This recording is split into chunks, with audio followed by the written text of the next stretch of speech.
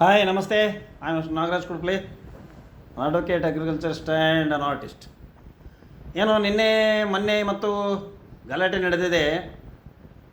ಏನು ದೆಹಲಿಯಲ್ಲಿ ಜಂತರ್ ಮಂತರ್ನಲ್ಲಿ ಸತ್ಯಾಗ್ರಹ ಮಾಡ್ತಾಯಿದ್ದ ವಿದ್ಯಾರ್ಥಿಗಳ ಮೇಲೆ ಬಿ ಜೆ ಪಿ ಸರ್ಕಾರ, ಮೋದಿ ಸರ್ಕಾರ ಆ ಮಾನ ಮರ್ಯಾದೆ ಇಲ್ಲದಂಥ ಅವನು ಎಜುಕೇಷನ್ ಮಿನಿಸ್ಟ್ರು ಅವನು ರಾಜೀನಾಮೆ ಕೊಡಲಿಲ್ಲ, ಕೊಡೋದು ಇಲ್ಲ. ಈ ಭಂಡಗೆಟ್ಟ ಮೋದಿ ಸರ್ಕಾರ ಈ ದೇಶಕ್ಕೆ ಅವಶ್ಯಕತೆ ಇಲ್ಲ.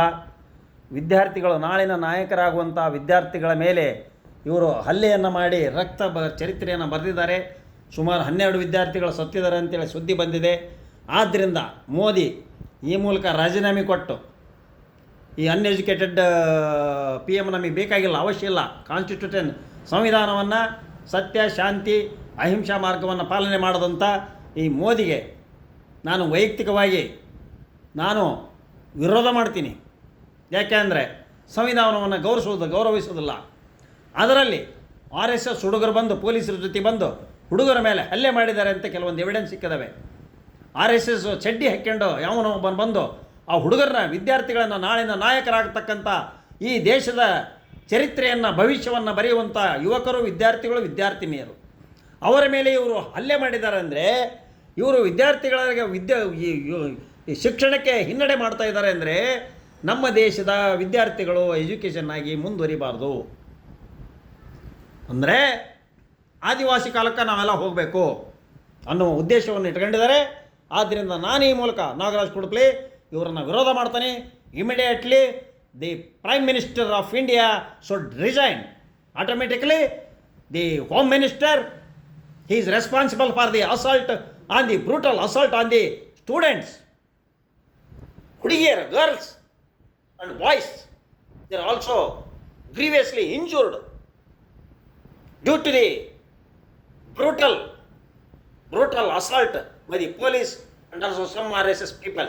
So that I am strongly objected, so that the honorable courts also so muto and register the case against the peoples who are illegally assaulted the girls and students, etc. So that ಈ ಕೂಡಲೇ education ಮಂತ್ರಿ ರಾಜೀನಾಮೆಯನ್ನು ಕೊಡಬೇಕು, ಗೃಹ ಮಂತ್ರಿ ಅಮಿತ್ ಶಾ ರಾಜೀನಾಮೆ ಕೊಡಬೇಕು, ಈ ದೇಶದ ಪ್ರಧಾನಮಂತ್ರಿ ಮೋದಿ ರಾಜೀನಾಮೆಯನ್ನು ಕೊಡಬೇಕು. ದೇಶವನ್ನು ಮುನ್ನಡೆಸಲು ನಿಮಗೆ ಆಗೋದಿಲ್ಲ. ಫಾರಿನ್ಗಳಿಗೆಲ್ಲ ಫಂಡ್ ಕೊಡೋದು, ಶಿಕ್ಷಕರ ಶ್ರೀಮಂತರ ಸಾಲ ಮನ್ನಾ ಮಾಡೋದು, ಇವೆಲ್ಲ ಬೇಕಾ ನಮಗೆ? ಸೊ ದ್ಯಾಟ್ ಅವರಿಗೆ ಈ ಮೂಲಕ ನಾನು ವಿನಂತಿ ಮಾಡ್ತೀನಿ. ಈ ಹುಡುಗರು ಏನು ಅಜಿಟೇಷನ್ ಮಾಡ್ತಾ ಇದ್ದಾರೆ, ಸತ್ಯಾಗ್ರಹ ಮಾಡ್ತಾ ಇದ್ದಾರೆ, ಆ ವಿದ್ಯಾರ್ಥಿಗಳಿಗೆ ಜಯ ಸಿಗಲಿ. ಸಂವಿಧಾನದ ಪ್ರಕಾರ ಅವರ ಒಂದು ಆಂದೋಲನ, ಅಹಿಂಸಾ ನೀತಿ ಅದು ಬಹಳ ಕಾನೂನಾತ್ಮಕವಾಗಿದೆ. ಅವ್ರ ಮೇಲೆ ಹಲ್ಲೆಯನ್ನು ಮಾಡಿಕೊಡ್ದು, ಹಲ್ಲೆಯನ್ನು ಮಾಡಿದರೆ you are held responsible in the future further consequence. The government, Modi and Home Minister and the Education Minister, the whole BJP government is held liable if anything happens to the students. ವಿದ್ಯಾರ್ಥಿಗಳ ಮೇಲೆ ಏನಾದರೂ ಹಲ್ಲೆ ಅದು ವಿಕಾರ ರೂಪ ಹೋಗೋದಂದರೆ you are held responsible. The BJP government, central government is only held responsible for the assassination or the insult or the assault on the students. That's all. Jai Hind, Jai Karnataka.